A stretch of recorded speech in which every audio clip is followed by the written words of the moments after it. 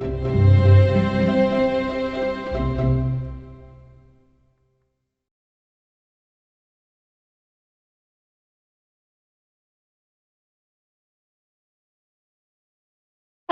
good afternoon and welcome along to our first QI skills session as part of the collaborative.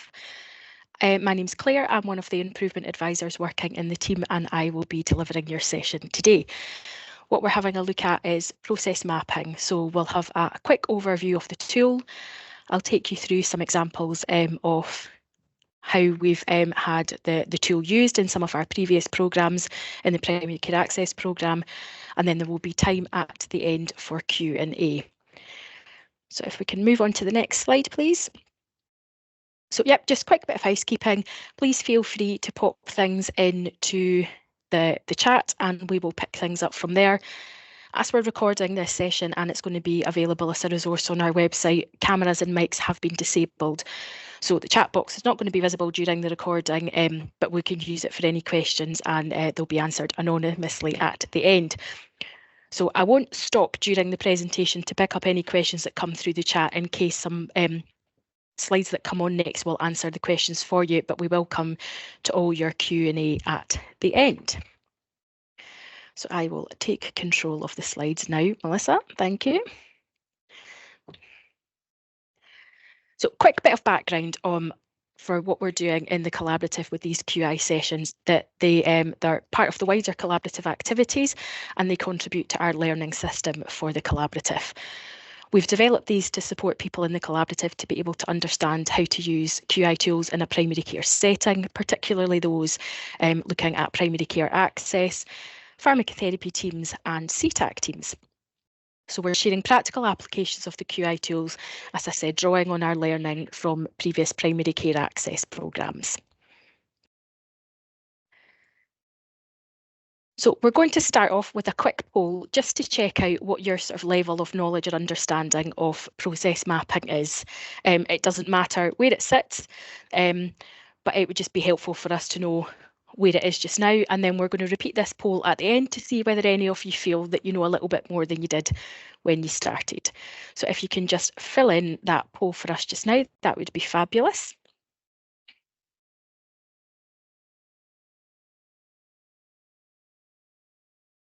And Melissa, if you can let me know when we think everybody has responded. Yeah, so we've got some responses in just now. I feel that the majority lies at 2, that I know what it is. And then we have some not aware, and then we have some in I can apply in identified situations. Great. And we have 8 responses so far. So brilliant. So that gives a bit of a sense that probably what we've got for this session is pitched about the right level. So you've heard of process mapping, some of you have used it, and hopefully this will give you some examples of how it's being used in the settings that you yourselves are working in. So we'll start off with the background of what a process map is. So for those of you who already know, apologies that this is a refresher, and for those of you that don't, hopefully this is going to help you understand what they are and why we would use them. So it's a visual representation of a full process from beginning to end. Now, where that beginning point and where that end point in will be defined by you. We'll come on to that in a minute. The process map, it outlines the flow, so all the steps in a process, where decisions are made, and it can be as high level or as detailed as required, and that is entirely up to you and the team developing your process map and thinking about who the process map is for. Is it to help somebody else understand how your process or how your system works, or is it for the people actually working in it? So maybe some new staff or some inexperienced staff, to give them the level of detail that they would need to know what to do step by step to follow processes through from beginning to end. Why a process map is useful? Because it helps all your team members to have a shared understanding of the current system. It can help to identify unnecessary steps that are not adding value. Process maps can help you to identify change ideas, and they're a really good way to help you to be able to outline a new process. So there's two different elements to your process map. Is we'll talk about process mapping as is. So that is you mapping your existing system. So where does it start? Where are all the decisions? Where are the endpoints? What happens? And how do people experience? How do people flow through that process as it currently is? And then we can talk about process mapping with your desired state. So if you want to change the way that you do something, or you want to redesign your process, it's looking at it in the realistic but ideal world of, if we had full control over all of this, how would we like to do things? What steps would we like to put where, in what order? So it's good to understand how things currently are and where you would like them to be, so you can understand how far away you are from the state and the desired state you would like to get to know where you might need to make some changes and begin to test some change ideas and some different ways of working through your process. So how you use your process map to understand your system, as I said, the full team that's working on your process should be part of the process mapping exercise. The people that do the work and that do the work every day and get their hands dirty with it are the ones who've got all the answers. They know what works, they know where things get stuck, they understand the things that work well and the things that don't work so well. It can be really challenging to be able to get all of those people physically together in a room to have that discussion. So trying to get as many people who are representative of the process as possible to be part of the original development, and then having discussions and sharing the process map that you develop with those people and saying, does this look like the process that you follow? Does it feel right? Have we missed anything? Do you do things in a different order? And getting them to contribute and to look at the process map that you develop and contribute to changes or tweaks or describe that they do things in a different way. So there are some key symbols that we use in process mapping. The start and end of your process are identified with an oval. When we show you an example, it will make sense why we're saying use slightly different shapes. Steps in the process are usually identified in a rectangle. Decision-making points are put into diamonds. And then you have arrows that signify your flow through your steps from your into your decision points and then out of your decision points. They can look a little bit messy if you've got lots of decisions and you've got lots of loops and people coming out of one side of things and then moving through into steps and then coming back. But they are really useful for you to understand where people might be in a bit of a cycle and get a bit stuck and might not get out of your process, or might it might take them a little bit longer to get to their end point.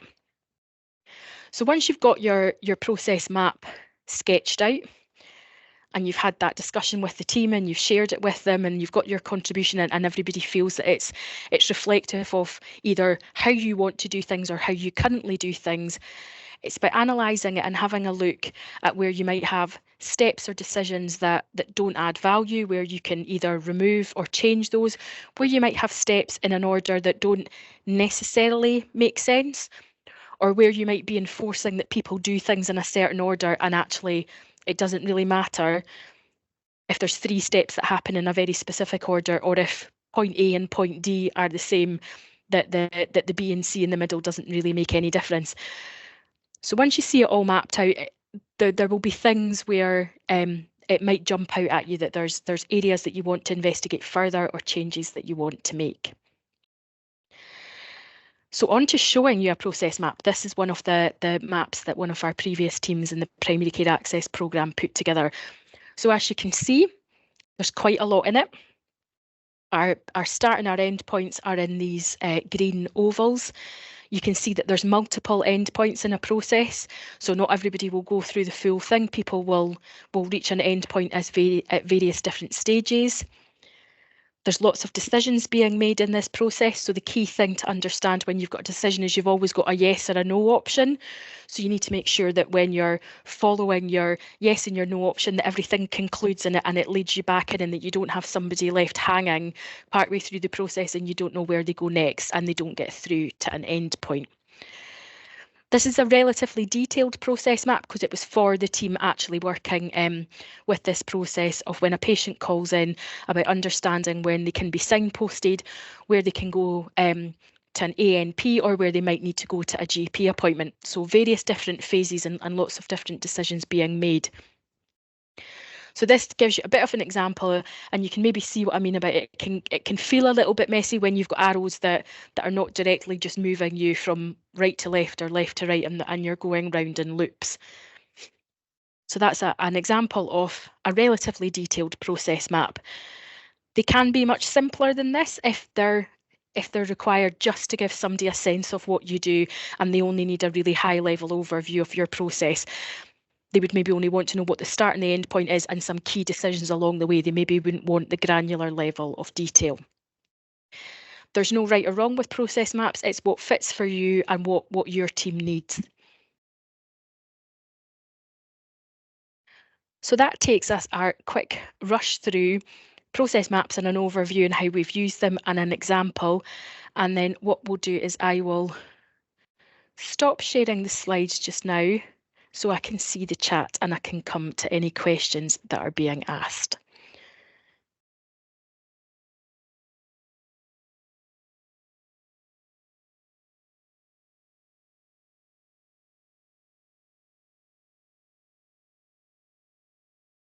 So we have no questions in the chat so far. Is there anything that anybody would like to ask about process maps? Anything that you're not sure of that? Thank you, very clear so far. That's good to know. Obviously, this is the QI skill sessions. They're not to teach you about the skill of using process maps, but we're not NES.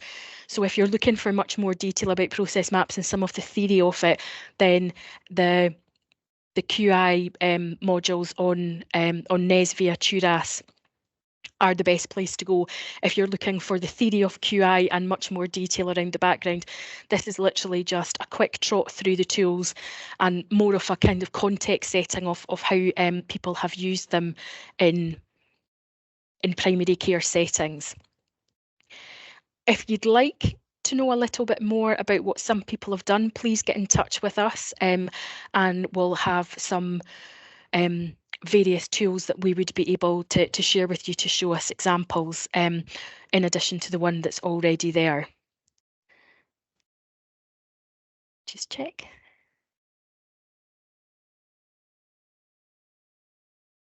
Oh, yes, that's fine. We can. The slides will be shared after the session, so you will be able to see that specific slide, and if you want to lift that with love and adapt it, please feel free. That's another little QI trick, is if somebody's already done something, don't reinvent the wheel, just take what they've done and adapt it for your setting. If somebody's done lots of hard work for you, then all to the good. You can benefit from somebody else's blood, sweat and tears. If you have any issues with being able to get what you need out of the slides, get in touch with the team and we can find a different format to share that with you. And thank you for posting the link through to the TURAS modules. That's very helpful. Any other questions or any other asks, anything that we could give you that might help? This does feel a bit awkward because we've told you all to keep your camera and your mics off and we're doing it all through the chat.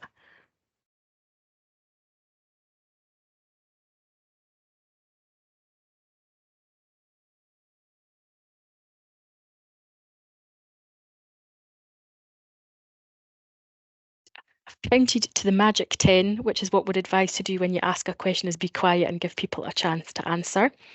But it doesn't look like we have any more questions coming through. If anything occurs to you later on or in the future, you can always come back to us through the channel or through our generic admin team email and come back with any questions, and we can pick those up at a later date. So I feel like we have whizzed through this, but if nobody has any questions, I won't hold you any longer than is necessary. So if we can just repeat that quick poll. How are you feeling about process mapping now? If nothing has changed, that's absolutely fine. If you just let us know how you feel about them now, having had those few slides and that quick chat. And Melissa, if you can let me know when we've got those responses through.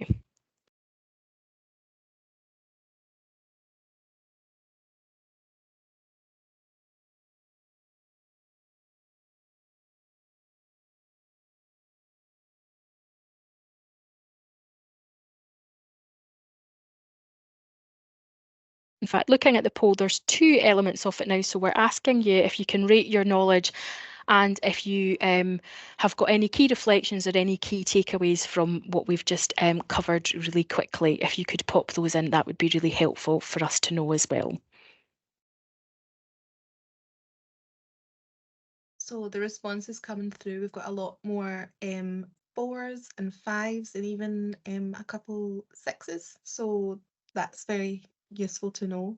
We don't have anyone that's not aware, so at least everybody knows what it is and has some idea of process mapping, which is great.